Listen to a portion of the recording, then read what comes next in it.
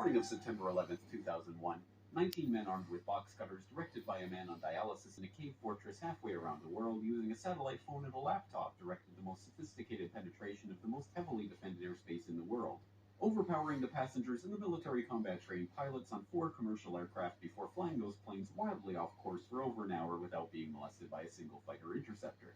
These 19 hijackers, devout religious fundamentalists who like to drink alcohol, snort cocaine, and live with pink-haired strippers, managed to knock down 3 buildings with 2 planes in New York, while in Washington, a pilot who couldn't handle a single-engine Cessna was able to fly a 757 in an 8,000-foot descending 270-degree corkscrew turn to come exactly level with the ground, hitting the Pentagon and the Budget Analyst Office, where DoD staffers were working on the mystery of the $2.3 trillion that Defense Secretary Donald Rumsfeld had announced missing from the Pentagon's coffers in a press conference the day before, on September 10th.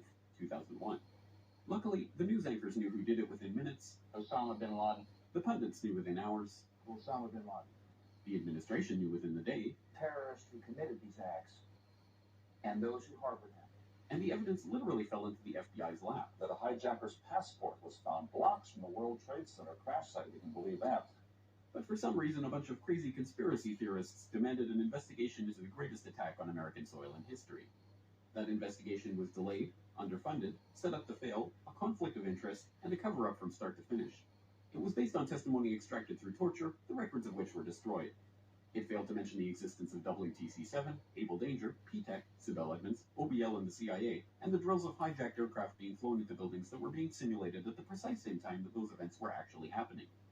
It was lied to by the Pentagon, the CIA, the Bush administration, and as for Bush and Cheney, well, no one knows what they told it because they testified in secret, off the record, not under oath, and behind closed doors.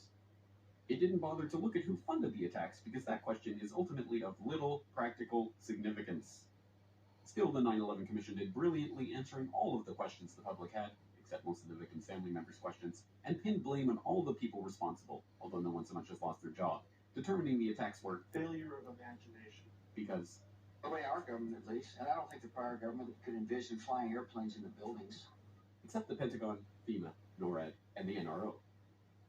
The DIA destroyed 2.5 terabytes of data on Able Danger, but that's okay because it probably wasn't important. The SEC destroyed their records on the investigation into the insider trading before the attacks, but that's okay because destroying the records of the largest investigation in SEC history is just part of routine record keeping. NIST has classified the data that they used for their model of WTC-7's collapse, but that's okay because knowing how they made their model of the collapse would jeopardize public safety. The FBI has argued that all material related to their investigation of 9/11 should be kept secret from the public, but that's okay because the FBI probably has nothing to hide. This man never existed, nor is anything he had to say worthy of your attention, and if you say otherwise, you are a paranoid conspiracy theorist and deserve to be shunned by all of humanity.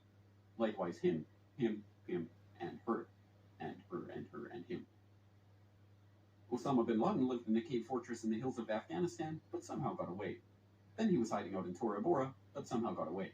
Then he lived in Abbottabad for years, taunting the most comprehensive intelligence dragnet, employing the most sophisticated technology in the history of the world for a decade, releasing video after video with complete impunity and getting younger and younger as he did so, before finally being found in a daring SEAL team raid which wasn't recorded on video, in which he didn't resist or use his wife as a human shield, and in which these crack special forces operatives panicked and killed this unarmed man, supposedly the best source of intelligence about those dastardly terrorists on the entire planet.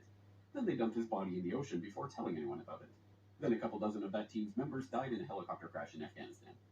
This is the story of 9/11, brought to you by the media which told you the hard truths about his head could be seen to move violently forward.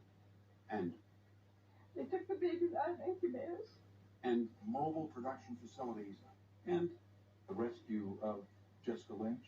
If you have any questions about this story, you are a batshit paranoid tinfoil dog-abusing baby hater and will be reviled by everyone.